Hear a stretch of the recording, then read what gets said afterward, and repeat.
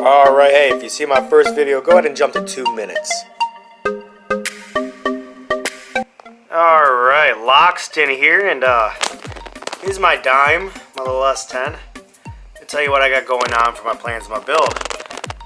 Yes, this is a tiny little track car. I'm not using this motor.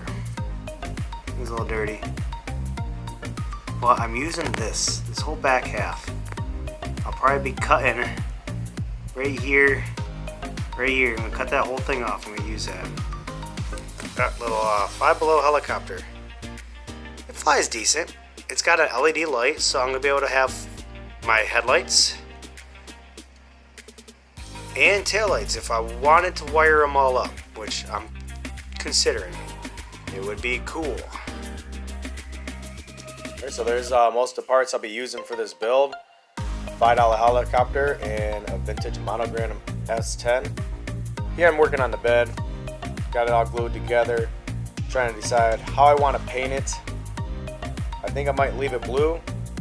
I got the chrome in, the tail lights. Looks hot. Looks almost real if it wasn't for the box in the background. Alright, what we got here is the rear axle. I had it all cut down. And I also took the front of the piece and then glued it to the rear end. That way the shaft would stay straighter. Here's my circuit board. I was attempting to make a full axle. That did not work out. I ended up scrapping that decision. As you see, the little tiny motor fit perfect in the transmission. So here's the rear end setup. I'll have to make some U-joints for it, but it does spin. A little concerned of the RPMs of the engine with the output of this axle. Welcome, Lockston back. I got this S10 build that I'm working on. As you can see, there's a little bit different things going on. Yep, that's a drive shaft. Show you what I've done is I'm melting through the transmission. Underneath, I used a needle to melt a couple holes so I can screw on this access plate, my tranny plate for the motor, so it'll be accessible. I screwed on the front because I'm going to make this accessible, removable in the future if I ever decide to make full suspension on here, but as of right now I'm just going to do some steering.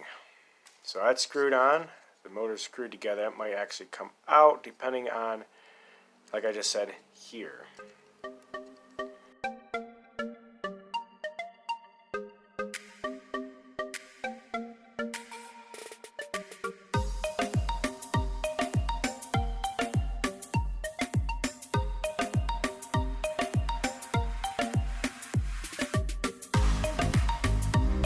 Alright, here we got the steering.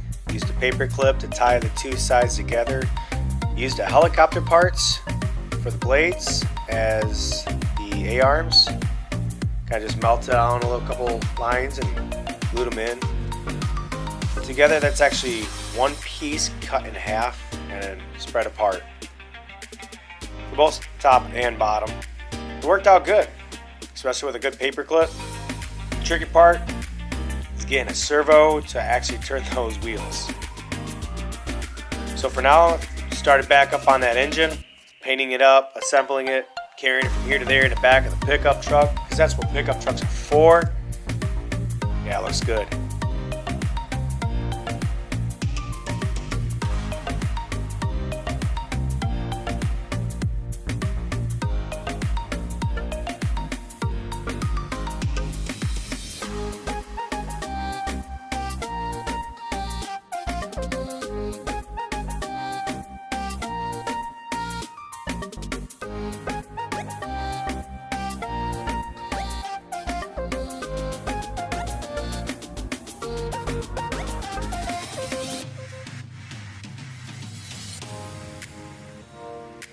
Alright, onto the drive shaft.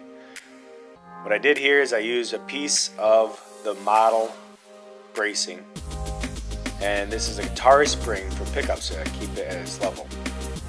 Those will make a good U-joint, as you see. Bend it to the left, bend it to the right, up, down. And the tires still spin. And ignore that leaf spring.